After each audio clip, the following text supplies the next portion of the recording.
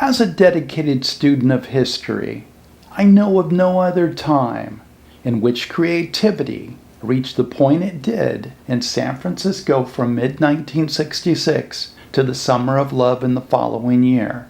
This was in the Haight-Ashbury district, or the Haight, an area only 7 blocks long by 3 or 4 wide. The Golden Gate Park was iconic in the development of this movement, which became known as the Hippies. Most of the park lies just to the west of the Haight, with the western part of the park reaching out to the beaches along the Pacific Ocean. The eastern part of the park is called the Panhandle and reaches out into the Haight. The Panhandle is 8 blocks long and 1 block wide. This was the center of many of the hippie activities in life. I suspect that for a couple of years, events occurred daily and in some form, maybe all day long. Many of the key events occurred here.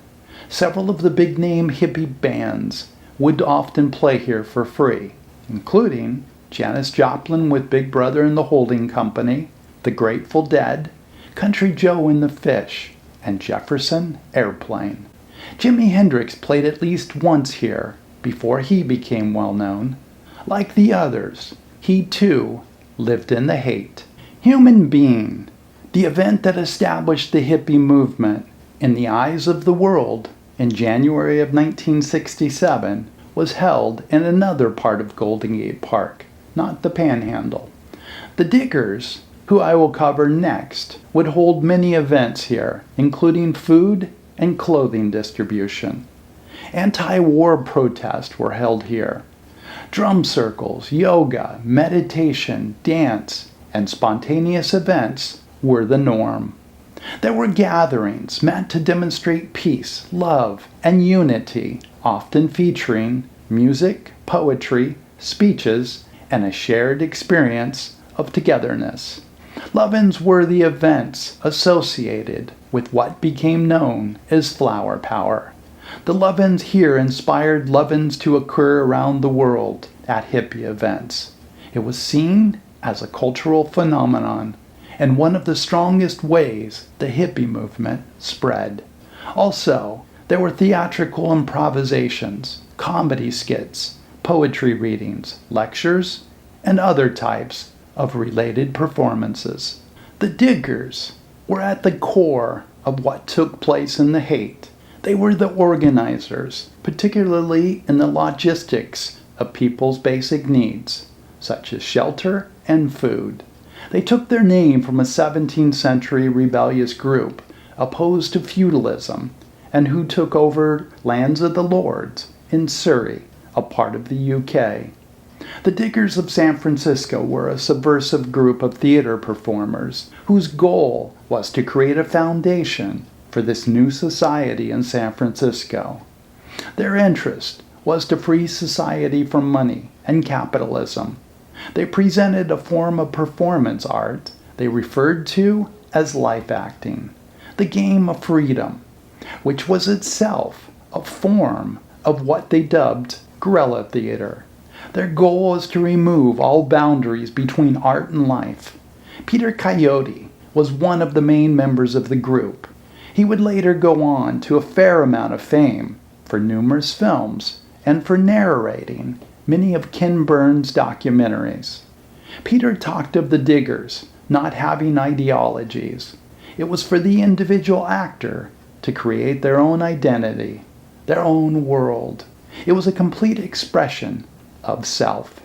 There were no leaders, as leaders were thought to be the reason for the downfall of society.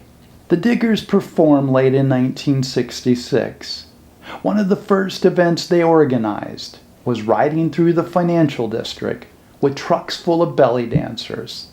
They encouraged stockbrokers to join them and give up their materialistic way of life. Another event they organized was the Death of Money, which they paraded through the streets with costumes of animal heads, carrying a coffin filled with fake money.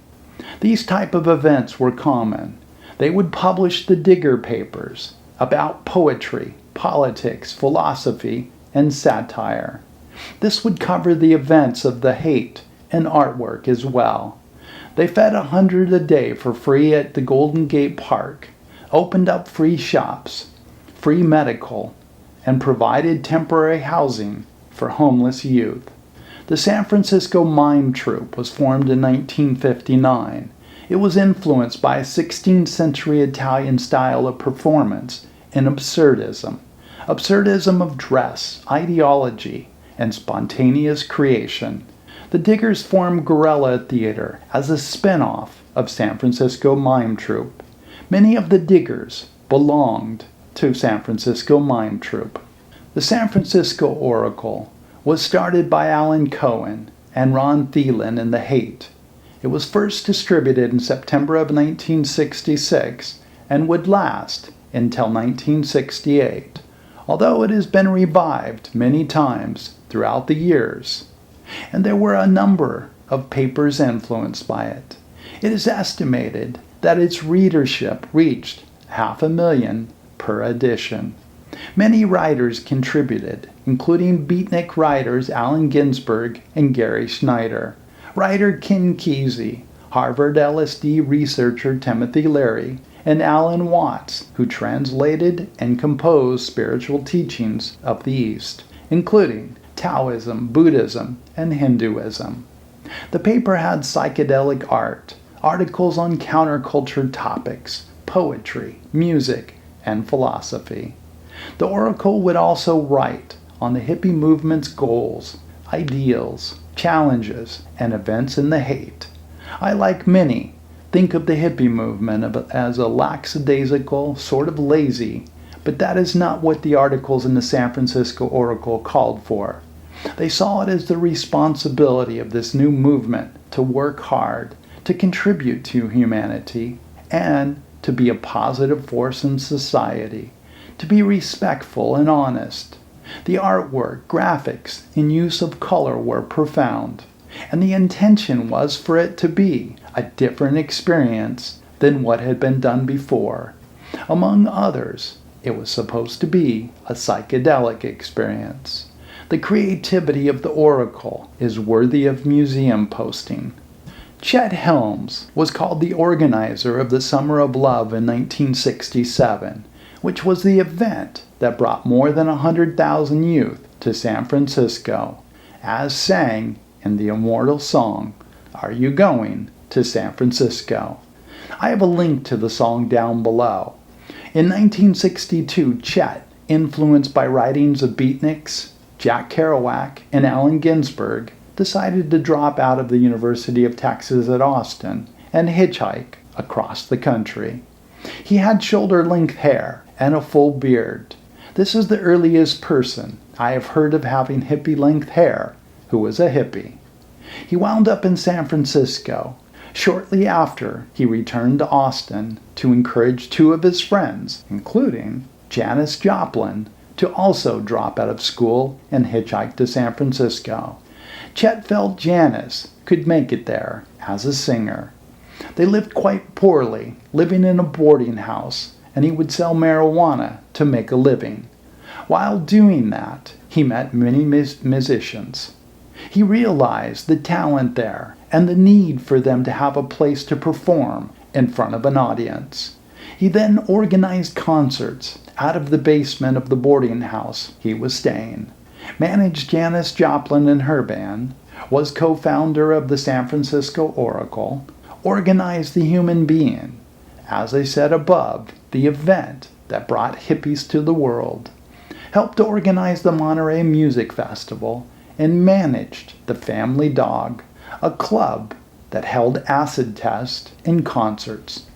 Chet was said to be present at every counterculture event in Haight-Ashbury, and often was behind the scenes organizing. He had a group of very talented graphics designers who created amazing artwork in flyers and posters promoting the Haight events. These flyers and posters greatly helped spread the momentum of what became the hippies.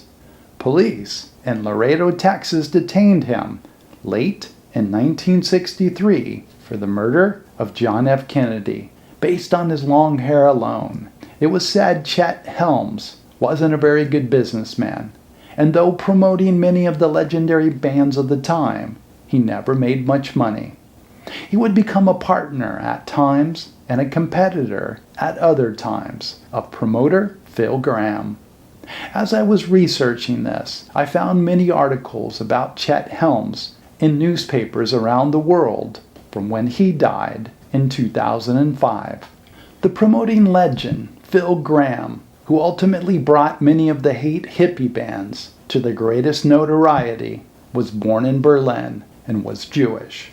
His mother knew the extreme danger of being born during the Nazi regime.